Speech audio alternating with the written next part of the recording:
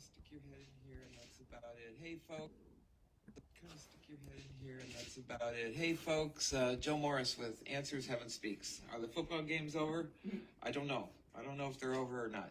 We don't know either. I think so. Hey, there's Marissa. Marissa's in here. I'm here. I'm going to be listening. This is going to be listening today. I'm back in San Diego. Actually, we're in Carlsbad, California. And normally I just do my Life of Jesus shows on Monday through Friday, but occasionally I like to get here on a Sunday because a lot of people go, gosh, we wish you would have more of the Bible than just the Urantia story. And as I explain to people, to me, the Bible is like a Reader's Digest version of the life of Jesus and the life of Christ. And yes, his name is Yeshua. When Marissa and I do our sessions, the apostles that do come in, like Peter and John and Matthew, they go, no, his name is Yeshua. It's not Jesus. And we anglicized his name way back in what would you say, 1400s, 1500s, something like that. When they did the King James version, they kind of took it out of Yeshua. I thought it was only like 218 years ago. No, it's a lot longer. It's a lot longer than that ago. Heck, the King James version was in the 1500s. Oh. The KJV, King James version of the Bible, and that's a long time ago. So I don't know what happened 200 years ago. Anyway, so I'm back in San Diego. I'll be here for a couple weeks, and right now I think I'll be spending a lot of it with Marissa. I'm going to continue doing my shows Monday through Friday, and Marissa will join me. And if she has anything to channel, then she will pop in and do that. So our shows may go a little more than an hour on our Monday through Friday. They might even go 2 hours. We're not sure. Today we'll try to keep it to an hour or less, but you never know. Marissa might hear something in her channeling mode that as I'm reading from the Bible, because today we're going to stick strictly to the Bible. And again, like I was going to say, there are many people that write and go, gosh, we really enjoy the Urantia story, but how come you don't use more of the Bible? Well, if you'll remember, Jesus was asked something very similar by his own apostles. They said, why do you only go to certain passages in the Old Testament? And Jesus said, because the Old Testament was written by men, many of them holy men, mostly the prophets. And as I've explained, the first third of the Old Testament is the history. Basically, the history starts out with the history of mankind, but it's basically the history of the Jews. And then the second third of the Old Testament is the Psalms and the Proverbs, and that's David, songs and praises to God. Proverbs, mostly with Solomon. It's all Solomon mostly telling his boys to watch out for women, because he says watch out for women because he had like 365 wives. And so anyway, so the second third of the Old Testament is the Psalms and the Proverbs, but then the last third of the Old Testament are the books of the prophets, like Joel, Isaiah, Jeremiah, who are some of the others? I don't know. Now I'm going blank. But anyways, very interesting stories. But as Jesus was asked, how come you don't refer to all of the Old Testament? He says, because he calls them the scriptures. He says the scriptures were written by men, and many of them holy men, but some of them not so holy, and he would ask them, he said, do you truly believe that the Father in heaven would instruct that all men, women, and children be killed? They're all his children. Why would he ever say something like that? So Jesus never refers to anything like that. He refers to the positive sides. So we're going to try to stick to the positive sides. I think we kind of think of the New Testament as being all positive, but like I've said in the past, it's sort of like a shortened version. And if you go to the book of John, go to the end of book of John, John says, if all the things that were accounted for that Jesus did in his life, there wouldn't be libraries big enough to handle everything. So the Bible, and primarily the Gospels, because the Gospels are Matthew, Mark, Luke, and John. And those are all the Jesus accounts. And when Jesus was alive, and then his crucifixion, the story of his crucifixion, which we still have not got to, and we're still going to take us a while to get there. And then you move into all the books of Paul. And Paul, of course, used to be Saul, and Saul used to kill all the Christians. I mean, that was his job. He hated the Christians. And then Jesus had to, well, after the crucifixion, Jesus had to blind him on the road to Damascus while he was going to get orders on who to go out and kill again. And Jesus blinded him for 3 days.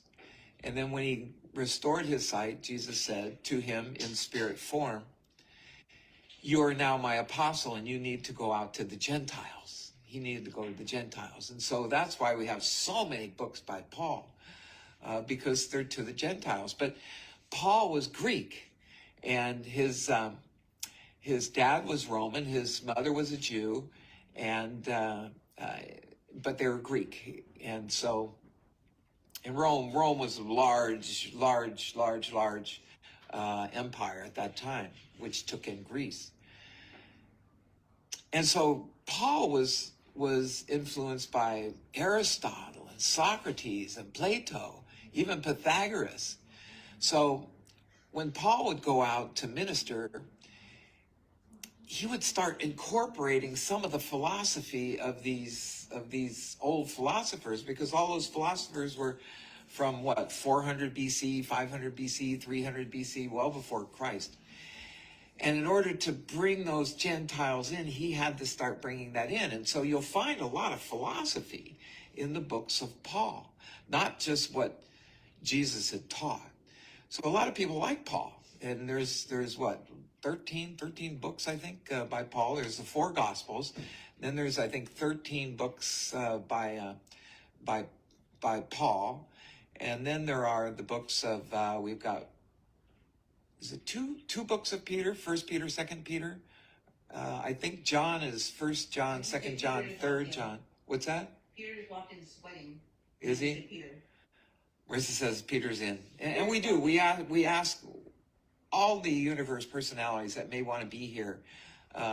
Obviously, I don't have Marisa with me 99% of the time, and so they're here, and I may not recognize they're here, except my dogs go crazy as soon as I start my show. Mm-hmm. And so I know that they see the personalities and I don't. But I ask them to influence me. So I think Peter had a couple books. John had 1, 2, 3. He had his gospel book as well. And then he had the book of Revelation. James is in there. We don't know whether it was James. We're pretty sure it was James's, Jesus's brother, James. James the Just. And then there's, which was Jesus's brother. Yeah, Peter said, James the Just. Yeah. And then, so I guess James is here right now too. No, and, Peter was answering your question. Oh, he's answering. Peter's answering. James is here. Oh, is he really? No. And then Jude. So those are all your books. And Jude was the brother of Jesus as well. And Jude's got one page in the Bible. And he, when we did our sessions with him, when we wrote the book, The 8 Greatest Authors, he was kind of pissed that he only got one page. And we told him, you're lucky you got a book, because Constantine had 222 different books or epistles to use when he put together the New Testament. So he was lucky to get one book. But Jude goes back to talking about Enoch. So that's really cool. That's why we actually did a Mysteries of the Earth, and we did the whole first part of the book, Mysteries of the Earth. The very first part of it is on the book of Enoch. Moses used the book of Enoch primarily in the book of Genesis. Yet Constantine chose not to include that in the scriptures of the Bible. So for whatever reason. I think I know the reasons, but nonetheless. So anyway, I like to do these Sunday shows when I have the time. I'm a sports nut, like a lot of you are. Most of you, obviously, from South America, you like your soccer. But up here in the United States, we love our baseball and we love our football. And yay, my Padres beat the Dodgers. My brother, Randy, he probably has a tear in his eye because he loves the Dodgers so much. And I used to love the Dodgers, and my dad probably has a tear in his eye up there in heaven that the Dodgers lost. But doggone it, the Padres haven't gotten into the postseason in like 18 years. And it's been 18 years since they won a playoff game at home, and now they beat the Mets and they beat the Dodgers, and they're going to face. We went in '84. They went to the World Series in '98. Oh, okay. In '98 also, and they lost in 4 straight games to the Yankees. They've been to the World Series twice, and both times were with the Yankees. First time they won 1 game and lost 4-1, and the second time they lost 4-0. They didn't get very far. So, kind of fingers crossed for the Padres. We don't pray for sports teams because that's not fair. And God doesn't get involved in that We anyway. pray that other people don't curse them because people curse the team. Yeah, I guess we can pray that they not be cursed, but that's They not. not be influenced by dark forces. I watch the hockey players that their family members in spirit totally cheat. I can They believe hit it. the puck around and stuff on some of the teams. I can believe that. So anyway, in the past I would do a Sunday show and I'd come in maybe at 3:00 in the afternoon or whatever, and then I realized, oh no, the people are watching the afternoon football games. So anyway, but then I realized also that I may get a handful of live followers here, but I'll get 1,500 people that will watch it later. So that's okay. But anyway, it's 5:00 here on the West Coast. I'm here with Marisa.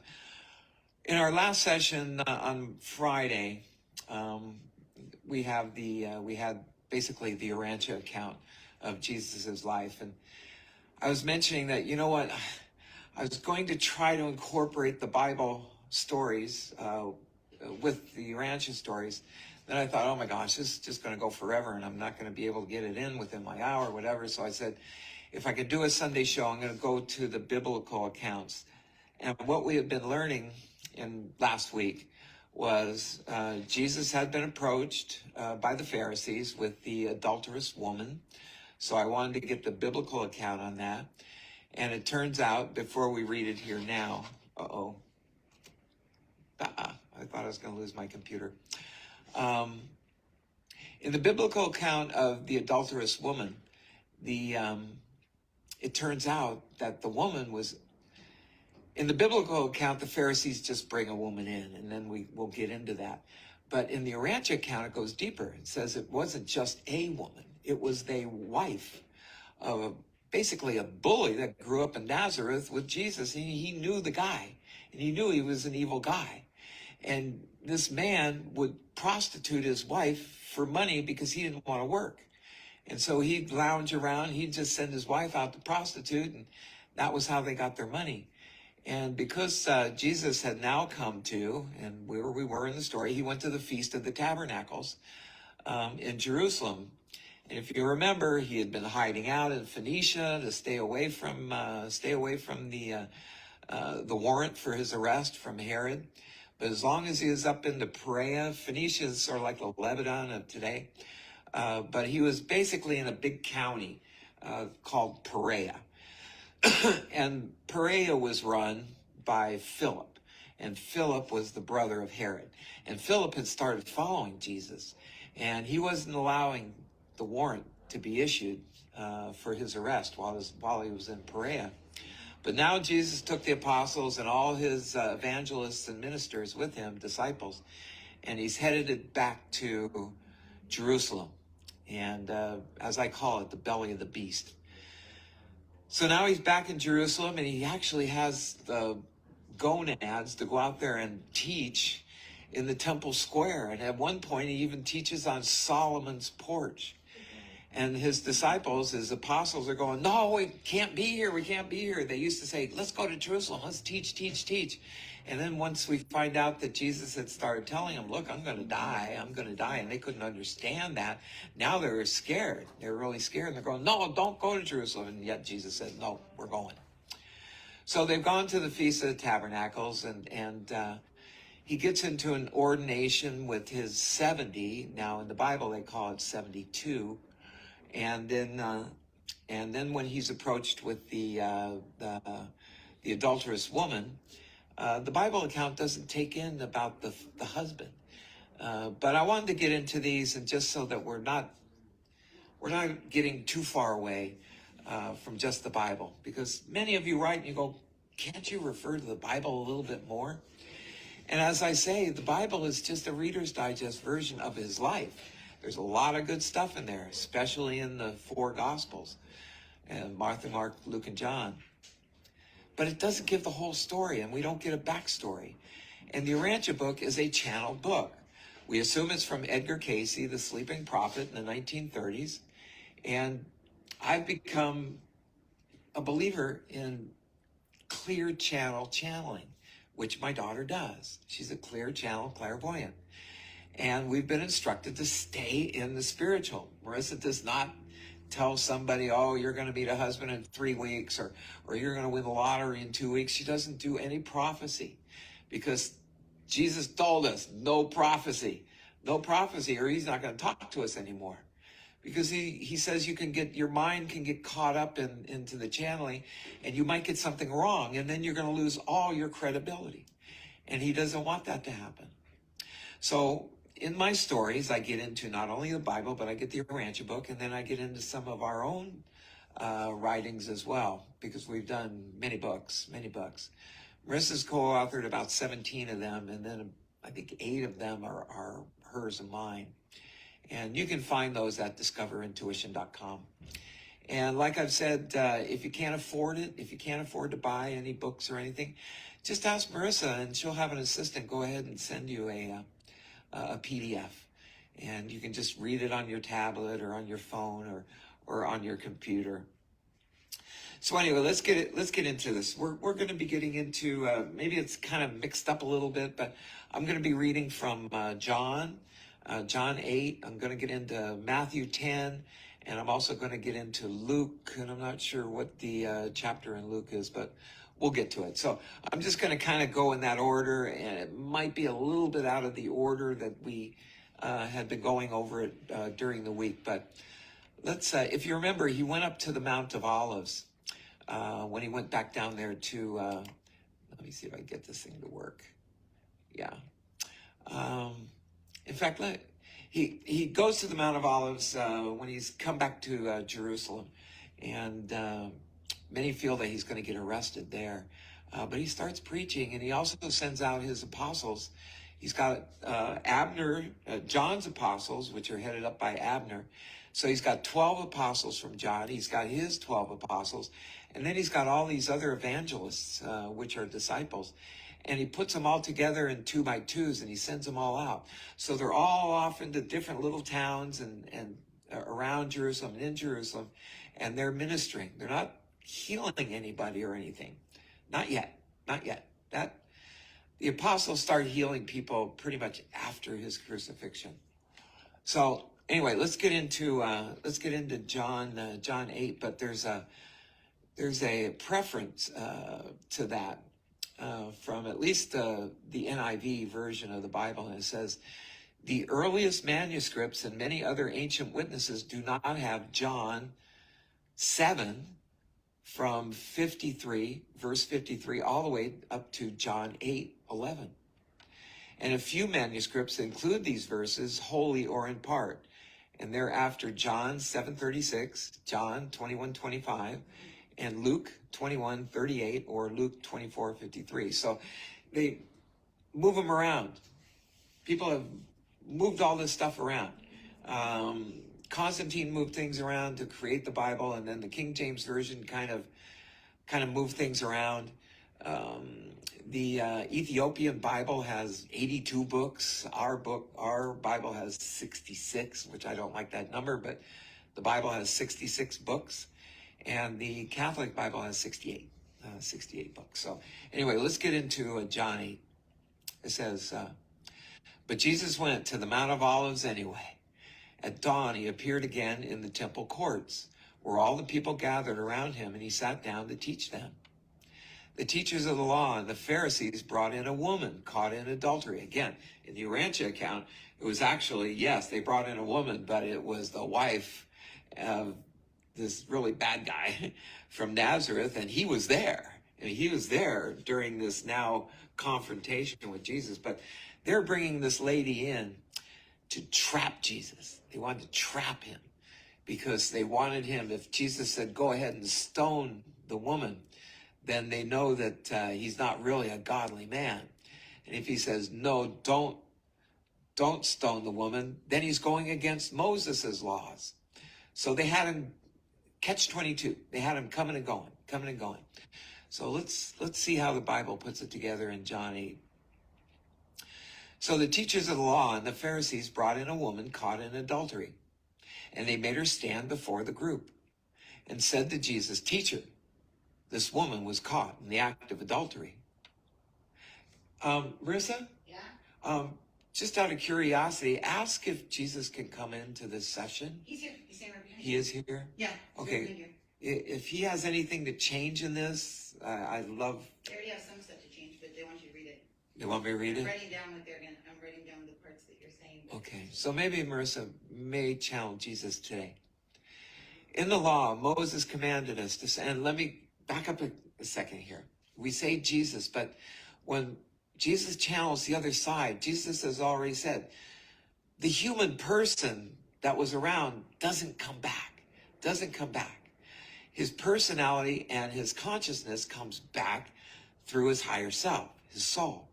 So when I assume, and when Marissa says Jesus is here, who's really here is Christ himself. Yeah, it's Christ. It's Christ. It's Christ that's here. And he will account for the human account of Yeshua ben Joseph, or Yeshua ben Joseph, better known to us as Jesus.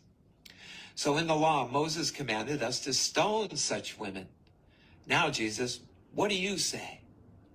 And they were using this question as a trap in order to have a basis for accusing him. But Jesus bent down and he started to write on the ground with his finger. When they kept on questioning him, he straightened up and said to them, quoting, "Let any one of you who is without sin be the first to throw the stone." And again, he stooped down and he wrote on the ground. At this, those who heard began to go away one at a time, and the older ones first, until Jesus was left with just the woman still standing there. So Jesus straightened up and he asked her, "Woman, where are they? Has no one condemned you?" And she answered, "No one, sir." "Then neither do I condemn you," says Jesus. And he then declared, "Go now and leave your life of sin." That's the short version. In the Urantia version, it talks about the husband and how his involvement was in all of it. And they went a little bit deeper because he was moving around the circle, and writing and writing and writing. And as we know, at least from the Urantia accounts, Jesus wasn't allowed to leave anything in writing, nothing in writing. They didn't want him to, God left it up to men to tell the story. And they didn't want idols. They didn't want idols. And we would have idolized things that Jesus wrote on. Notice that he never left anything in writing. In fact, he even destroyed the few things that he actually had made and that he had written on at his Nazareth home when he was younger. If you remember that part of the story as well. So we don't have anything. We don't have any idols to worship as opposed to worshiping the Spirit. And that would be Christ. So here's a dispute over Jesus' testimony in John's account. He says, when Jesus spoke again to the people, he said, and this is just, you can just picture the Pharisees, there's just steam coming out of their ears. Because here's what Jesus says. He says, "I am the light of the world. Whoever follows me will never walk in darkness, but will have the light of life." And the Pharisees challenged him, and here you are appearing as your own witness, they said. Your testimony is just not valid. And Jesus answered, "Even if I testify on my own behalf, my testimony is valid, for I know where it came from and where I am going. But you have no idea where I come from or where I'm going. You judge by human standards, and I pass judgment on no one." This is Jesus. He continues, he says, "But if I do judge, my decisions are true, because I am not alone. I stand with the Father who sent me. In your own law, it is written that the testimony of two witnesses is true. I am one who testifies for myself. My other witness is the Father who sent me." Then they asked him, "Where is your Father?" And he says, you do not know me or my Father, Jesus replied. If you knew me, you would know my Father also. So you can just imagine, out comes the steam from the ears again. Continuing on with John 8, he says, he spoke these words while teaching in the temple courts, near the place where the offerings were put. Yet no one seized him because his hour had not yet come. In the Urantia account, they didn't want to seize him because there were so many people around and there were so many people following him. They knew that it would create a riot, just an absolute riot or a rebellion if they dared to arrest Jesus during the Feast of the Tabernacles. They were going to find a quiet time, and we'll get into that later in the story when they'll get the, I think, where is he? He's up at Gennesaret, I believe, or he might be back up on the Mount of Olives again when they actually do arrest him. But we'll get into that story as we go along. So here we get into the dispute over who Jesus is. And again, we're sticking strictly to the Bible. I'll ad-lib a little bit as to how the story went in the Urantia book as opposed to the Bible when I can remember it. Don't forget, my gray matter is just kind of deteriorating as the years go on. Anyway, we're into verse 21. Once more, Jesus said to them, I am going away, and you will look for me, and you will die in your sin. Where I go, you cannot come. And this made the Jews ask, will he kill himself? Is that why he says, where I go, you cannot come? And Jesus continued. He says, you are from below. Now, you can imagine, Jesus is looking at these Pharisees in their fancy clothes who stand on the street corners just preaching, but they're dirty as crap on the inside, clean on the outside. And Jesus looks him right in the face. He says, you are from below. I am from above. You are of this world. I am not of this world. I told you that you would die in your sins. If you do not believe that I am he, you will indeed die in your sins. And these are people who thought they were sinless. Of course, they're filled with sin. I mean, they're greedy. They're mean.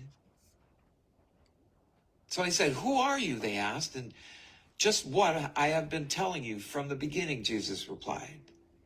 Just what I have been telling you from the beginning. Jesus goes on, he says, I have much to say in judgment of you, but he who sent me is trustworthy. Speaking of the Father. And what I have heard from him, I tell the world. They did not understand that he was telling them about his Father. So Jesus said, when you have lifted up the Son of Man, Jesus is the Son of Man. He's here to save mankind. He refers to himself as the Son of Man. And don't forget, he only very quietly to John, James, and Peter, up at the Mount of Transfiguration, he admitted that he was the Son of God, but he said, tell no one, tell no man, tell no one until after I leave. So he continues to refer to himself as the Son of Man. And he says, when you have lifted up the Son of Man, then you will know that I am he, and that I do nothing on my own, but speak just what the Father has taught me. The one who sent me is with me. He has not left me alone, for I always do what pleases him, just like my hat. In God we trust. In God we trust. Even as he spoke, many believed in him. This is now the dispute over whose children Jesus' opponents are. And it goes into verse 31. We're still in the book of John. John 8. To the Jews who had believed him, Jesus said, if you hold to my teaching, you are really my disciple. Then you will know the truth, and the truth will set you free. We all know that passage. The truth will set you free. I wish our political leaders knew that. They don't. And it doesn't matter what country. Every country has got leaders that are just Luciferian. They're just Luciferian. Not all, but most. Most are. And the truth means nothing to them. They try to make up their own truth. Peter says actually they're satanic, not Luciferian. Jesus said that they're satanic, not Luciferian. Well, I kind of put them both together. Luciferian as satanic. Who was that said that? Peter and Jesus. Peter and Jesus just said that. Satanic, not Luciferian. Interesting. then you will know when you follow Christ, when you understand Christ. And I know you spiritualists out there, you kind of cringe when I mention Christ and mention Jesus, because you think of, you pair that up with religion, and you realize that churches are basically businesses, and sometimes they aren't run by really holy men. I mean, how many times they love to put it into the newspapers how some pastor has fallen. Even at our own church in Carlsbad, North Coast Calvary Church had an associate pastor who was going to take over Mark Foreman's place. And he was caught in the act of having sex with a foster child. Oh, gross. He now sits in jail for the next 10 years. And this is somebody who would get up weekly and talk to the flock. I mean, I can understand why many of you out there don't necessarily trust the church, and so you cringe when I mention Jesus or Christ. But Jesus says, you don't have to go to church because he is the church. You can live by the will of the Father. That's what you need. If you want that gathering of fellowship, yes, you'll find that in church. And you'll find fellowship of singing praises to Christ as well. But if you cringe and go, oh, no, I don't know about that. And I don't, because even I, as much as I go to church, and I belong to a few of them, I haven't belonged. I've always been attenders, because I would find that once you join those churches, they take advantage of you. And they want all your money, they want all your time, and you find out you have no time for anything else. And so as an attender, you can enjoy the passages that are brought to you on a Sunday morning or a Saturday night, and then go about your day. Just go about doing the will of the Father. So stick with me, spiritualists out there, as I'm speaking of Jesus's life. It's very important, because we are all one. We are all one.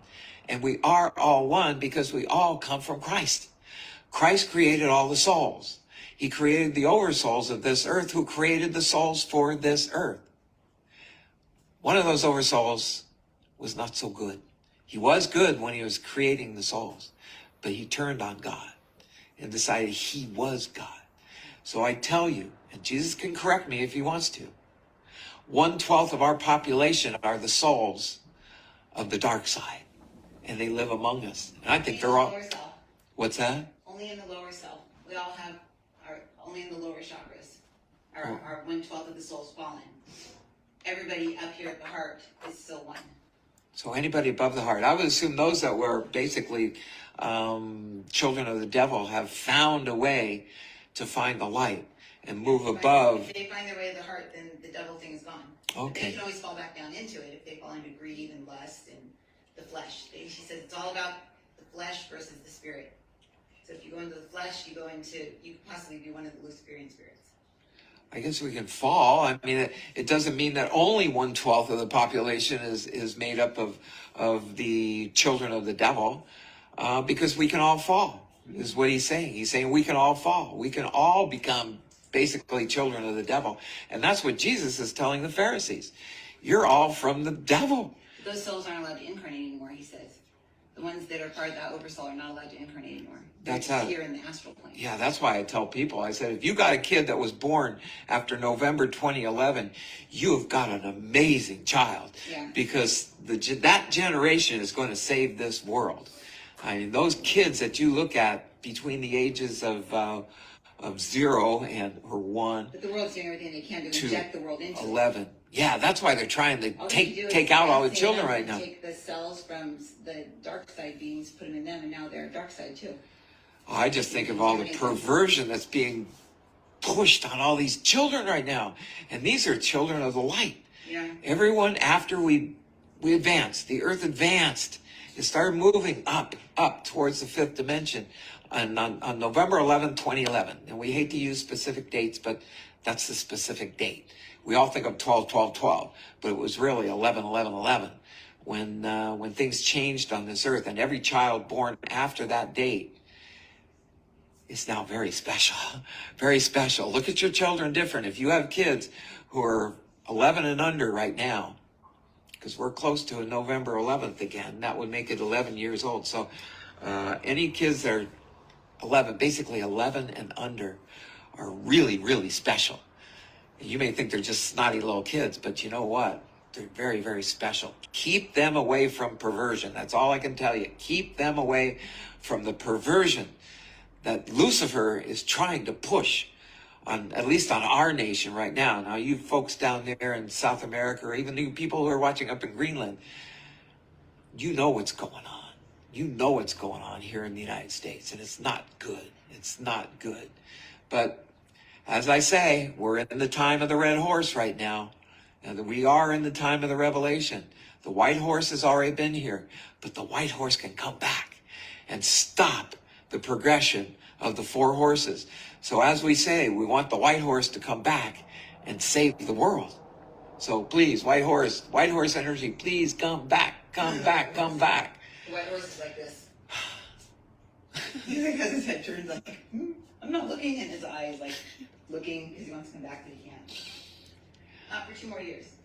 2 more years? That's what they said. Oh my gosh, we got to deal with the red horse for 2 more years. No prophecy, Marissa. Ay, ay, ay, ay, ay. When the cameras are off, I'll tell you what they're saying. Yeah, that's true. So Jesus says, then you will know the truth, and the truth will set you free. But they answered him, we are Abraham's descendants and have never been slaves of anyone. How can you say that we shall be set free? And Jesus replied, verily, verily, truly, I tell you, everyone who sins is a slave to sin. Now, a slave has no permanent place in the family, but a son belongs to it forever. So if the Son sets you free, referring to himself, you will be free indeed. Again, steam coming out of their ears.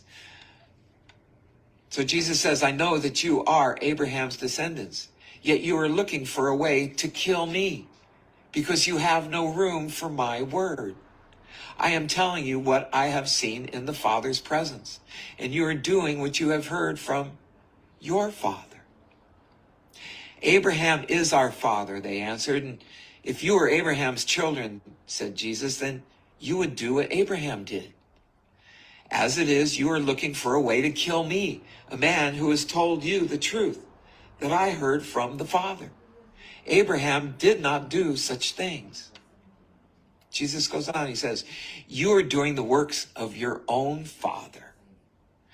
We are not illegitimate children, they protested. The only father we have is God himself. And Jesus said to them, if God were your father, you would love me, for I have come here from the Father, God. I have not come on my own. God sent me. Again, you can picture the steam coming out of these guys. They're ready to kill him right now because he's saying basically he's God. Jesus goes on, he says, why is my language not clear to you? Because you're unable to hear what I say. You belong to your father, the devil. He's saying that right to their face. You belong to your father, the devil. Is he saying Abraham's the devil? No, he's telling the Pharisees that want to kill him. Oh, I thought they were saying they were Abraham's kids. And I was like, is he saying Well, Abraham's the they devil? justified following all the rules of the Old Testament. And Oh. Jesus is saying you don't have to do that anymore. Gotcha. Just follow the simple rules I'm giving you now. Love your father with all your heart and soul, and love your neighbor as yourself. Got it. But they've got all these old rules, all these old Abrahamic rules from way back when. So Jesus says, you belong to your father, the devil, and you want to carry out your father's desires. He was a murderer from the beginning, not holding to the truth, for there is no truth in him. When he lies, he speaks his native language, for he is a liar and the father of lies. How often do we hear lies? Lies, lies, lies. All we ever hear is lies, lies, lies. Who do you think's telling us lies? Those are the children of the devil. Yet because I tell the truth, you do not believe me, Jesus said. Can any of you prove me guilty of sin? If I am telling the truth, why don't you believe me? Whoever belongs to God hears what God says. The reason you do not hear is that you do not belong to the Father, God. Here's Jesus' claims about himself. And the Jews answered him, aren't we right in saying that you are a Samaritan and you're demon possessed? Right there, that's wrong, because Samaritans were half Jew, half Gentile, and they all know that he came from Mary and Joseph, and they're both Jews. So right there, they're saying an untruth.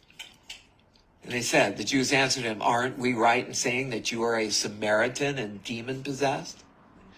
And Jesus said, I am not possessed by a demon, but I honor my Father, yet you dishonor me. He goes on, he says, I am not seeking glory for myself, but there is one who seeks it, and he is the judge. And very truly, I tell you, whoever obeys my word will never see death. Okay, this is flipping out even the apostles. I mean, not only all the pilgrims around listening to him right now, but also the Pharisees, the Sanhedrin, even the messengers of David Zebedee, and even the apostles. Now they're hearing Jesus say, very truly, I tell you, whoever obeys my word will never see death. And they understand that literally. Jesus is telling them spiritually. So at this, they exclaimed, now we know that you're a demon possessed. Abraham died, and so did the prophets. Yet you say that whoever obeys your word will never taste death. Are you greater than our father Abraham? He died, and so did the prophets. Who do you think you are? They say to Jesus. And Jesus replied, if I glorify myself, my glory means nothing. My Father, whom you claim as your God, is the one who glorifies me. Though you do not know him, I know him. If I said I did not, I would be a liar like you. But I do know him and obey his word. Your father Abraham rejoiced at the thought of seeing my day. He saw it in his dreams, and he was glad. You are not yet 50 years old, they said to him, and you have seen Abraham. And have you seen Abraham? How could you? You're only 50. You're not even 50 yet. Jesus said, very truly, I tell you, before Abraham was born, I am. He's telling right there, right then and there, that before Abraham was ever born, that he was the I am. Where else do we find that the I am makes a presence in the Bible? Remember when Moses was up on the mount and he got the 10 Commandments and the burning bush? And he was scared, and he prostrated himself. I always think of the prostate. He prostrated himself, which means he got down on his knees and he buried his head and put his hands to the ground. And God said, lift yourself up, Moses, for I am the I am. So that was Christ. That was Christ. That was Jesus. That was Yeshua. Don't forget, Jesus is a man, but inside the man was Christ. And that Son of the Son, he is a son of the Son, of the eternal Son, who created our entire universe. He created our entire universe. Our James Webb telescope can see almost to the beginning of our universe, which is billions and billions and billions of light years away. And so much in between. And our Jesus, who was Michael at one time, created all of it. Can you imagine what it must have felt like to be a human? A creator of everything? Absolutely everything? Was a lowly human having to try to teach us lowly humans that use less than 9% of our brain? The geniuses use about 11%. What about the other 89%? You know that Jesus did. Jesus had 100% ability. And yet he had to work around us. And we were just sinful little children. But we're still God's children. We're still Christ's children. We're still Yeshua's children. So very truly, I tell you, Jesus answered, before Abraham was born, I am that I am. At this, you just kind of have to picture it. Because of this, they picked up stones to stone him, but Jesus hid himself and he slipped away down the corridors from the temple grounds because it isn't yet his time. But they're just so pissed off because he's saying basically he's God. And he's saying, I am the light. And all of you are a bunch of devils. Right to their faces. So anyway, we got into that. This is very close to what we found in the Urantia account. So let's get over and see what Matthew had to say. We're getting to Matthew 10, I think. Matthew 10. Let's see what was Matthew talking about? Matthew 9. Oh, just the end of Matthew 9. I wanted to touch. When he was instructing, when Jesus they had left, Jerusalem, and now they went up to Magadan. Magadan, think of Mary Magdalene. Mary came from Magadan. And Magadan is, that 80 miles away. They got to trek all the way up 80 miles. I mean, they're always walking all the way up there to the Sea of Galilee. It's 80 miles. And so it takes them a few days to walk those 80 miles. And they leave the area of Judea and go up into Perea in the area of Capernaum. And then there's a town called Magadan. And that's where Jesus goes, and he's going to take his 70. How are we doing on time? Got about 15 minutes left. So let me see if I can get through these things. And if you remember, we're just getting into this when Jesus was instructing the 70. Because what he actually had was he had about 150 of disciples and that really wanted to follow him and be ministers for him. But the apostles and Jesus had kind of weaned them down to 70 because some just didn't want to leave their families behind. They worried about their families or what have you. And Jesus said, lift up your cloak and take it with me. If you cannot, then you cannot be one of my disciples. And he's even said, if you come with me, don't worry, your family will be taken care of. And they did. They were always taking care of the families of the apostles. Whenever they were given money or whatever, John and the messengers of David would take money to the families of the apostles so that they weren't destitute. Jesus never went back on his word. Let me get a little drink here first. Okay.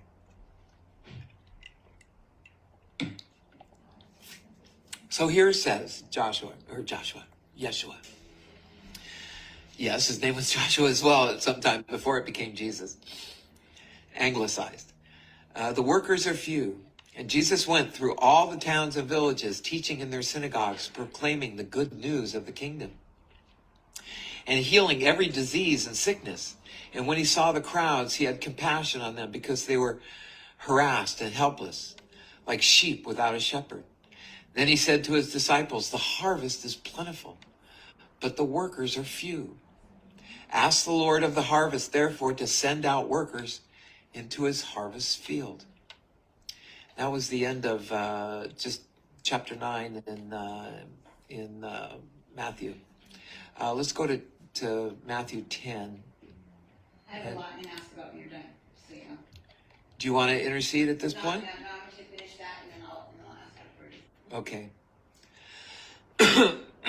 Now I'm going to read this part from Matthew 10 because it says Jesus sends out the 12. This was originally when he just first started the ministry. Now we've long since moved past that, but he uses basically the same instruction to his 70 that he gave to the 12. So I wanted to read this part as well. And this is what he sends out, tells the 12. He says, Jesus called his 12 disciples to him. Again, this is Matthew 10. Jesus called his 12 disciples to him and gave them authority to drive out impure spirits and to heal every disease and sickness. Yes, they did. I mentioned a little bit earlier that they weren't going out. At least when they were in Jerusalem, they weren't really on this trip of at the Feast of the Tabernacles. They were ministering. They were ministering. But prior to that, they had been going out and working on the so-called miracles that they were allowed to do. And they would heal minor illnesses. But we also found out that it wasn't necessarily that they were healing people of their sicknesses and illnesses. It was their faith. It was those that had the illness that had the faith in the Father and in Jesus. And then these, being the disciples of Jesus, they truly, truly felt. Just as Marisa has helped people heal themselves of their illnesses because they truly, truly believed that what she was telling them was from God. And they truly, truly believed that God could heal them. And yes, God can. Jesus could heal you just like that. Just like that. And your faith can heal you just like that. Believe me, I've had some things that have healed on my body that should not have been healed. And it's truly my faith. It took me a long time to get there. And maybe there's a lot of you out there it's taken you a long time to get to this point. But don't be ashamed. Don't be afraid. Don't have such pride that you worry about what people are going to say about you or even say to you. Just smile. Just smile and pray for them. So then they go into, these are the names of the 12 apostles. First, Simon, who is called Peter, actually, and his brother Andrew. Yes, they were the first two called. And then James, son of Zebedee, and his brother John. Yes, they were the next two that were called. And then Philip and Bartholomew. They call him Bartholomew, but we know him as Nathaniel. And then there's Thomas. We know Thomas. And Matthew, the tax collector. Yes, we know Matthew. And then they call James and Thaddeus the Alphaeus twins. In the Urantia book, it's James and Judas Alphaeus. So different, a little bit different names. Alphaeus, that's one of our guys. Thaddeus? No, Alphaeus, remember? Oh, Alphaeus? Alphaeus is what the tree that I always found. He looks like a tree. Oh. Big, tall. Well, the Alphaeus twins were just kind of like, how do you call them? They were the bouncers. They sound like Tweedledee and Tweedledum. Yeah, they weren't real smart. Yeah. And Jesus made it clear that, they're just a little lacking up there, but they still had faith, and they loved Jesus, and they kept the crowds intact. They were the bouncers. They were big, strong fishermen and farmers. So, and then it finishes up with Simon the Zealot, which is someone that I tend to relate to. And then, of course, Judas Iscariot, who actually betrayed him.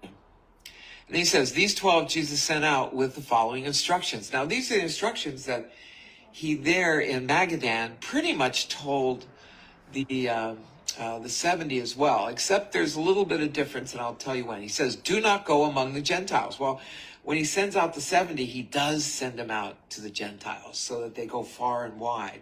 So this was in the early part. Or enter any town of the Samaritans. No, the 70 were allowed to go to the Samaritans. And we'll get into a parable of the Samaritan here in a second. He says, go rather to the lost sheep of Israel. Well, that wasn't working out real good.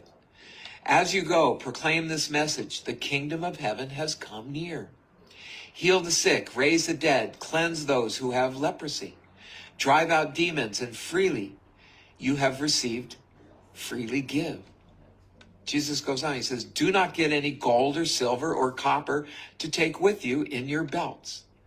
He's telling that to the 70 as well. No bag for the journey, or an extra shirt or sandals or a staff, for the worker is worth his keep.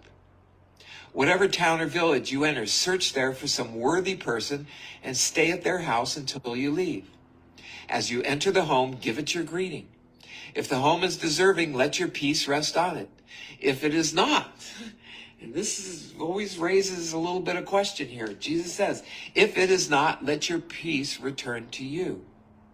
If anyone will not welcome you or listen to your words, leave that home or town and then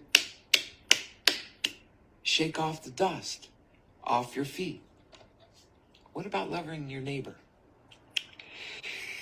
We get into some of that. We understand that Jesus had said that even if you're hurt 7 times, make it 70 times 7.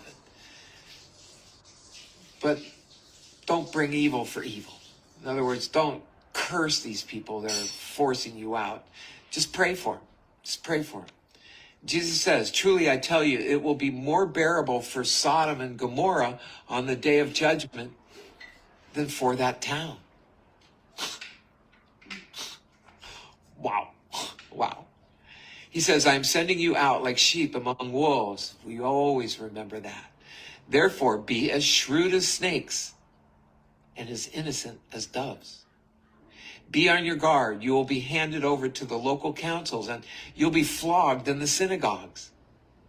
On my account, you will be brought before governors and kings as witnesses to them and to the Gentiles.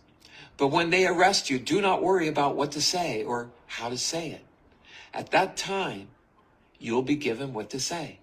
For it will not be you speaking, but it will be the Spirit of your Father. For we all have the Spirit of the Father. It'll be the Father speaking through you. Just as I asked the Father to speak through me. I asked Jesus to speak through me. I don't want these things to be my words. I want them to be Christ's words. Yeah, I ad-lib a little bit. Jesus goes on, he says, brother will betray brother to death, and a father his child. Children will rebel against their parents and have them put to death. You will be hated by everyone because of me, but the one who stands firm to the end will be saved. When you are persecuted in one place, flee to another.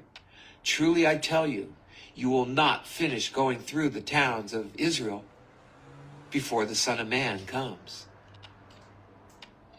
The student is not above the teacher, nor a servant above his master. It is enough for students to be like their teachers and servants like their masters.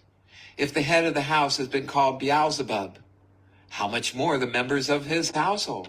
So do not be afraid of them, for there is nothing concealed that will not be disclosed, or hidden that will not be made known. What I tell you in the dark, speak in the daylight. What is whispered in your ear, proclaim from the roofs. Do not be afraid of those who kill the body, but cannot kill the soul. Rather, be afraid of the one who can destroy both soul and body in hell. Who's that? Lucifer, the devil.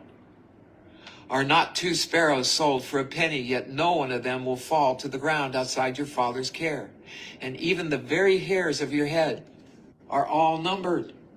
So don't be afraid, you are worth more than many sparrows. 2 things on that.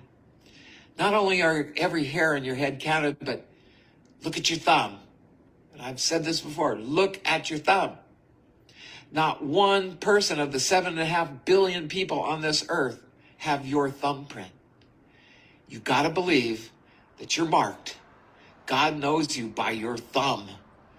Every single one of us are unique in the eyes of God, and not only in the eyes of God, but in the eyes of the world. We're very unique. We are all marked. Not only does he know all the hairs on your head, he knew you before the earth even existed. That means he's referring to your soul. And I tell my daughter, Tawny, I say, Tawny, you're on a big TV screen, and God and your whole team is watching you. No, they're not watching when you go to the bathroom or take a shower or whatever, but they're watching your light. They're watching what you do and what you say, because God wants you to be perfect. He wants you to be good. But you know what? The devil's watching you on his TV too, and he wants you to be bad. So don't listen to people who try to take you in the wrong direction. Always do the good. Don't return evil for evil. If people bring evil upon you, give them your apple. Give them your burrito. And then maybe they'll stop. And if they don't, then just pray for them. And we tell Tawny that. She's a great kid. Jesus goes on, whoever acknowledges me before others, I will also acknowledge before my Father in heaven. But whoever disowns me before others, I will disown before my Father in heaven. And do not suppose that I have come to bring peace to the earth. I did not come to bring peace, but a sword. But I have come to turn a man against his father, a daughter against her mother, a daughter-in-law against her mother's-in-law. A man's enemies will be members of his own household. And anyone who loves their father or mother more than me is not worthy of me. Anyone who loves their son or daughter more than me is not worthy of me. Whoever does not take up their cross and follow me is not worthy of me. Whoever finds their life will lose it. And whoever loses their life for my sake will find it. Anyone who welcomes you welcomes me, and anyone who welcomes me welcomes the one who sent me, the Father. Whoever welcomes a prophet as a prophet will receive a prophet's reward. And whoever welcomes a righteous person as a righteous person will receive a righteous person's reward. And if anyone gives even a cup of cold water to one of these little ones, who is my disciple, truly I tell you, that person will certainly not lose their reward. And that was Matthew. And how are we doing on time? That's it. The hour is done. The hour is done. Do you have anything you want to finish up with? I didn't get to, well, actually, you know what? Let me get into this small part of Luke. It's Luke 10. Hey, Luke, that's why you're standing there. Oh, Luke was here. Yeah, he knew. Luke is tiny. He talks so loud. Okay, and this is on going out for the harvest, and this is from Luke. After this, the Lord appointed 72 others and sent them 2 by 2 ahead of him to every town and place where he was about to go. And he told them, the harvest is plentiful. Remember, I told you there's going to be matchups here. But the workers are few. Ask the Lord of the harvest, therefore, to send out workers into this harvest field. Go, I am sending you out like lambs among wolves. Do not take a purse or a bag or sandals, and do not greet anyone on the road. When you enter a house, first say, peace to this house. If someone who promotes peace is there, your peace will rest on them. If not, it will be returned to you.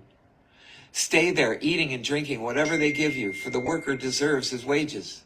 Do not move around from house to house. When you enter a town and are welcome, eat what is offered to you. Heal the sick. This is Luke, speaking of Jesus, and this is Jesus. What Jesus said. Matthew had his version, now this is Luke's version. Yeah, these are different versions by Matthew and Luke. Heal the sick who are there and tell them the kingdom of God has come near to you. But when you enter a town and are not welcome, go into its streets and say, even the dust of your town we wipe from our feet as a warning to you. Yet be sure of this, the kingdom of God has come near. I tell you, it will be more bearable on that day for Sodom than for that town. And woe to you, Chorazin! Woe to you, Bethsaida! For if the miracles that were performed in you had been performed in Tyre and Sidon, and we talked about that. Tyre and Sidon were up in Phoenicia, what we call Lebanon today. And they were all Gentiles. And yet Jesus performed miracles up there and found so many Gentiles coming to him. And they said if you had been performed in Tyre and Sidon, they would have repented long ago, sitting in sackcloth and ashes. But it will be more bearable for Tyre and Sidon at the judgment than for you. And you, Capernaum, will you be lifted to the heavens? No, you will go down to Hades. Whoever listens to you listens to me. Whoever rejects you rejects me. But whoever rejects me rejects the Father who sent me. And the 72 returned with joy and said, Lord, even the demons submit to us in your name. And he replied, I saw Satan fall like lightning from heaven. I have given you authority to trample on snakes and scorpions and to overcome all the power of the enemy. Nothing will harm you. However, do not rejoice that the spirits submit to you, but rejoice that your names are written in heaven. And at that time, Jesus, full of joy through the Holy Spirit, said, I praise you, Father, Lord of heavens and earth, because you have hidden these things from the wise and learned and revealed them to the little children. Yes, Father, for this is what you are pleased to do. All things have been committed to me by my Father. No one knows who the Son is except the Father, and no one knows who the Father is except the Son, and those to whom the Son chooses to reveal him. Then he turned to his disciples and said privately, Blessed are the eyes that see what you see. For I tell you that many prophets and kings wanted to see what you see now, but did not see it, and to hear what you hear now, but they did not hear it. And then it goes into the parable of the Good Samaritan, but we actually have not even got to that part yet and again, the Gospels, they kind of jump around a little bit, but I don't want to read the parable of Good Samaritan because we haven't gotten to that part in the story as he is up in Magadan. So anyway, Joe Morris, Answers Heaven Speaks. I think we've had a bunch of people coming in and out. Let's see, Marissa Carter. Hey, Marissa, good to see you. Marissa's mom, Gleda, is in there. Let's see who else came through there. Marissa, Alexia, Lisa, Wendy, Pam. So thank you for those of you who joined with us live today. Marissa Carter says, this is so good. I'm signing off now to get my kiddos to bed. Okay. Watch later. We're going to do channeling right now. Yeah, she says, I look forward to listening and watching tomorrow. Yes. And hopefully you'll Tomorrow we're going to turn the phone like this so then I can go on there too. Yeah, so turn it to Marissa. Let Marissa finish up. I'm Joe Morris. I'm Marissa's dad. I was going to ask you a question real quick. Hold on. Okay. You sneak out of here. You can ask. But... So the part where he said, you are below and I'm above. Uh-huh. They were making a big ruckus about it. They made me go and get the tablet, and then I was going to start drawing, and then I thought, no, Papa doesn't like my charts. They get too confusing. Yeah. I want to know if they're talking about like within our body or within what was the part that they were saying? Jesus was saying that you are the children of the devil, referring to the Pharisees. So does that mean that anybody that lives in their lower self is a child of the devil? Is what I want to ask them. That's what Jesus is saying. Okay. And in your words, you're saying that when you rise up to the heart level, you have gotten out of the lower chakras, you've moved up to the higher chakras, and you have now become a child of the Father. Peter goes, okay. He goes, Luke, and he like flicked Luke. Oh, yeah. Luke's tiny. I don't know why Luke's so tiny. Luke's tiny. And he's so loud and boisterous, but Peter walked in, he went, Peter goes, I got this. Peter's huge right now. I've never seen him so big. We love Peter, and everybody out there that watches my shows on this story know how I feel about Peter. Anyone that comes to my classes knows that Peter's the fun guy. He's the fun guy. John is the scientist, and he's very gruff. Even though he was the youngest. Don't even mention him, or Rosemary's going to end up here. Yeah, that's right. Rosemary's going to be, oh my God. Oh, great. I mentioned her. Now she's here. Oh, boy. She has no teeth. Her teeth are so bad. Imagine they didn't have dentists in those days. You're right. They didn't have dentists, so how could they have pearly whites? Yeah. If you think about it. Yeah. I just saw her like what she really looks like, and her teeth are just so like, oh, Rosemary, I'm sorry. She's like, she got irritated with me. She says, at least my teeth aren't fake.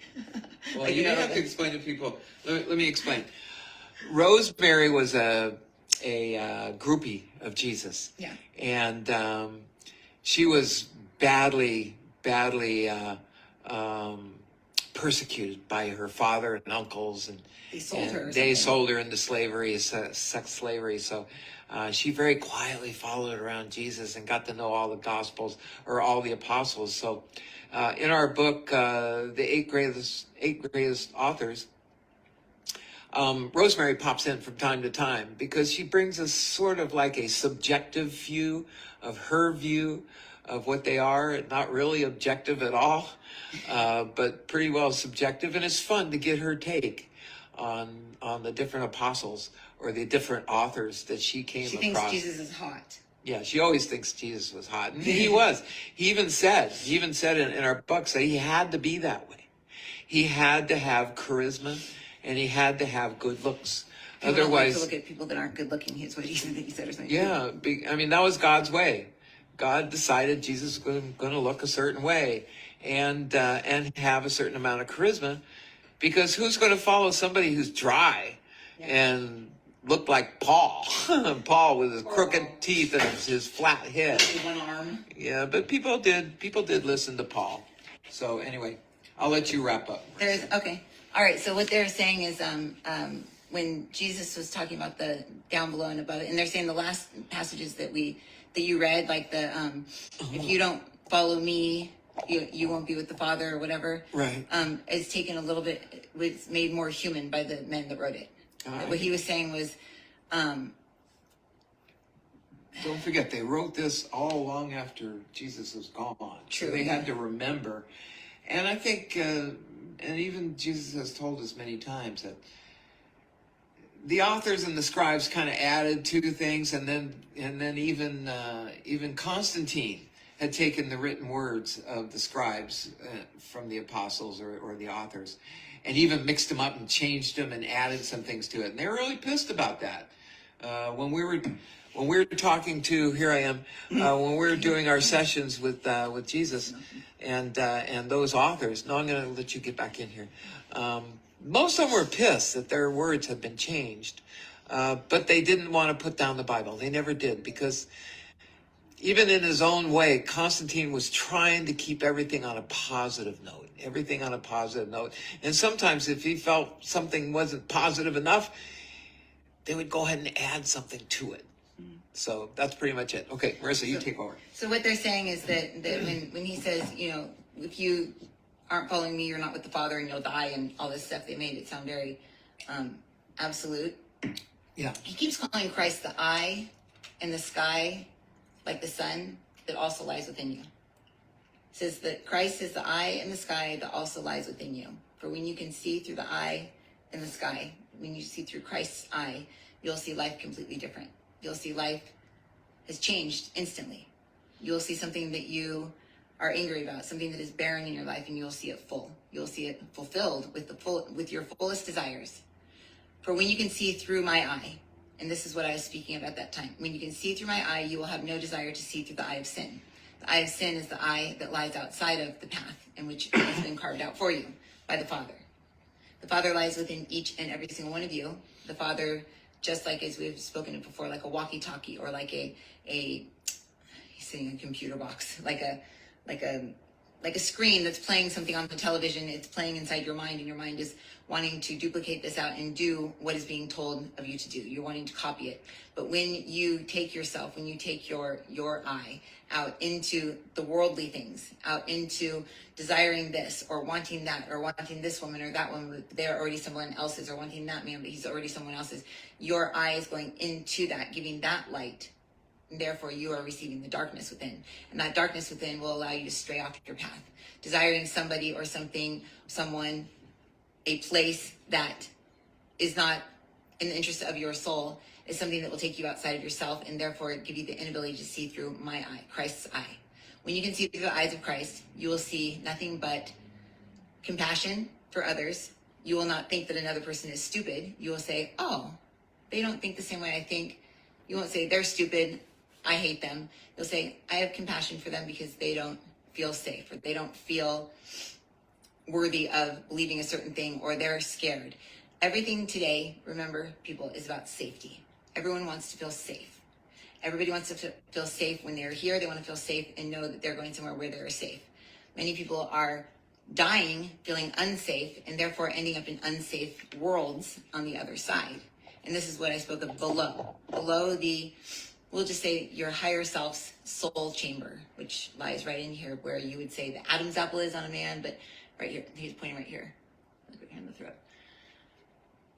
When people die not knowing how to see through my eye, how to see through the eye of the Son, eye of Christ, this is when there is pity on the soul by that which is me, us, the councils on this side. However, that just means that that consciousness still is on its journey, and it will continue on through its journey, just not on this planet right now. They'll continue on through different worlds, different places, different spaces. And just as they say, I walked 40 days and 40 nights through, did you walk through a forest, or a desert for 40 days and 40 nights? No, he was up on the mountain for 40 days and 40 nights. Oh, he waits for them on the mountain. He said, just as they say, and he said, and I said, wait, no, that's a person. I see a person dying, and I see them literally going through a desert for 40 days and 40 nights, making it to him. And it was during those 40 days when Jesus confronted the devil. Okay, well, that's when he confronted the devil? Was he going through the desert, or he waited? No, he's up on the mountain. Okay, so what he's showing is when people die... Mount Gerizim? Gerizim, okay. Or it was Mount Hebron? One of those two. It's not either one. Hebron. Well, he's saying it wasn't either one of those then. Okay. Well, it was on a mountain. He's calling it what we call the prayer platform. In my classes, we call it the prayer platform. He says it's there within our bodies, that people will get lost inside of themselves when they die, and they won't cross over, they won't leave. They'll still be stuck inside of like their dead body. And that's where like Satan will feed off of their energy, their light, as long as he can. And that's that desert that he says, this is the desert that I speak of. A soul is given 40 days and 40 nights to make it through the desert of their creation to me, so that they may ascend and enter into the gates of heaven.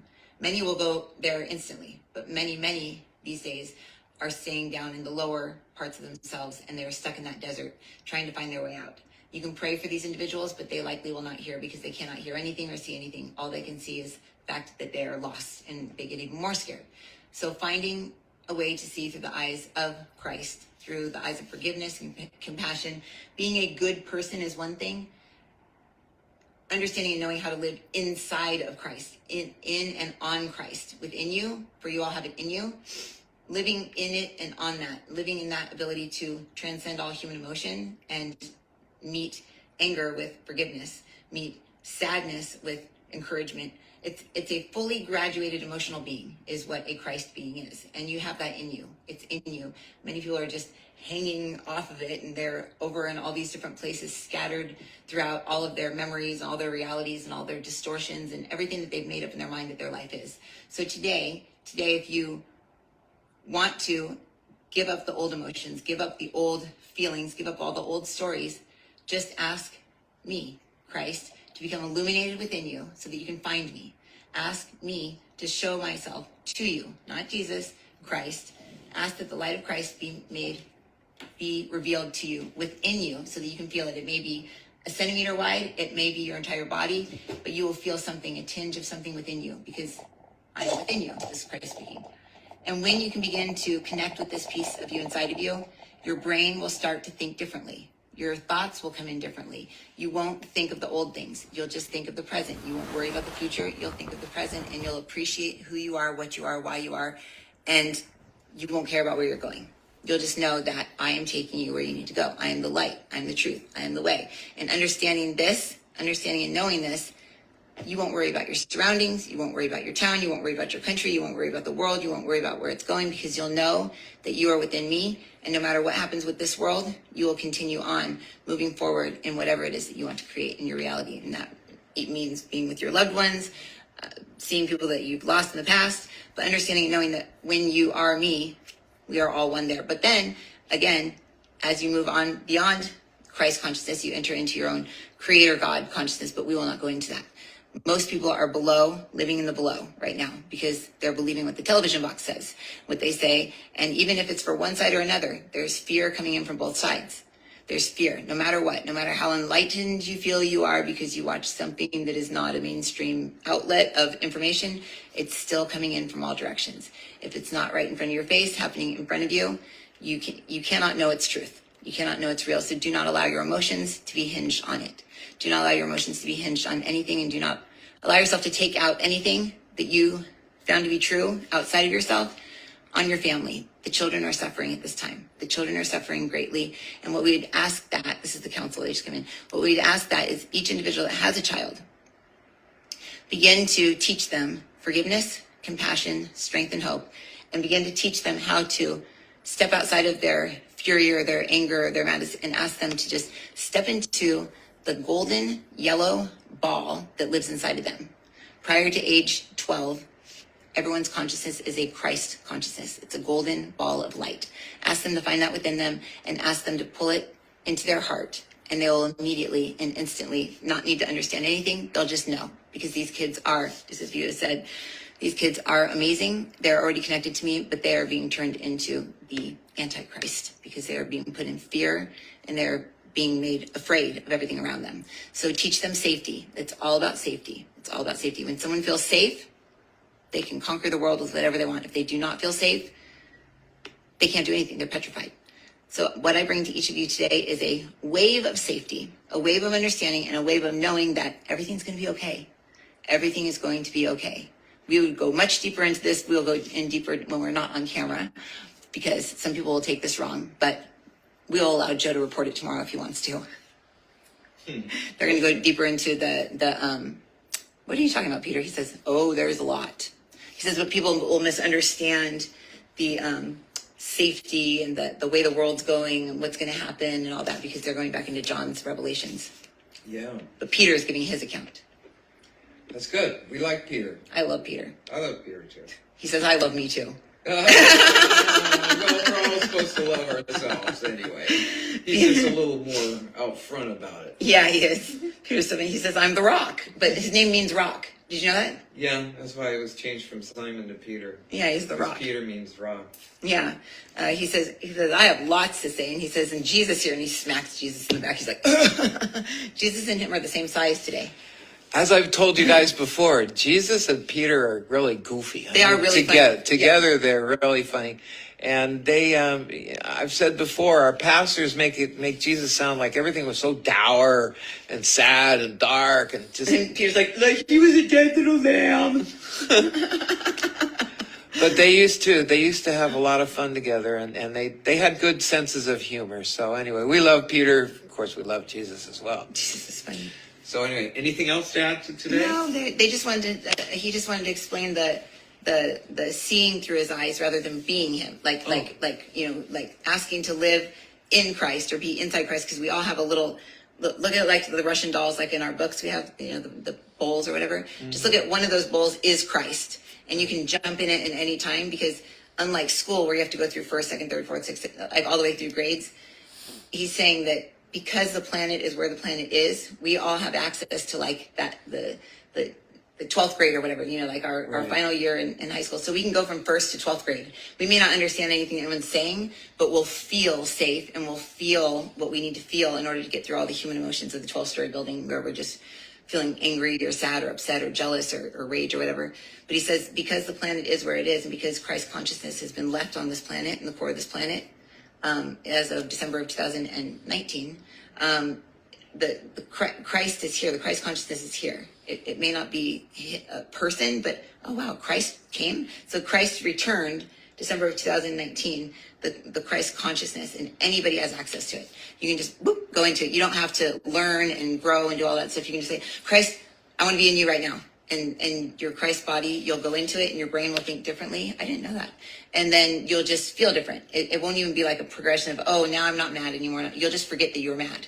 So if you can remember to just say, I want to see through the eye of Christ, see through Christ's eyes right now. It's eye of Christ. I want to see through the eyes of the Son. Then you immediately, everything will change. That's kind of cool. Very cool. Trying to remember to do that, though, when you're all pissed off and mad at your spouse. Or, yeah, it's kind of hard to do. I want to see through Christ's eye, or I want Christ's fist so I can punch him. No, when you get really mad, it's hard to remember. So, say bye. We'll go ahead and wrap up for today. Yeah. And she'll be back tomorrow. Let me finish up here. Tomorrow is Monday. We'll get started and continue on with the story. But while I'm here these 2 weeks, hopefully every day when I'm doing a show, Marisa will be here with me.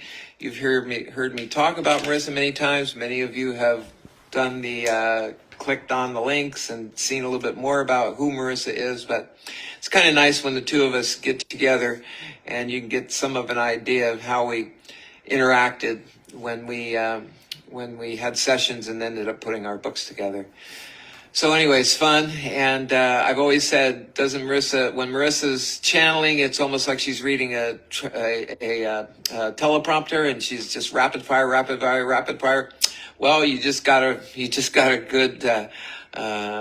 good example of that, because hopefully because she does talk a little fast or whatever, and then we eventually put it into books or whatever.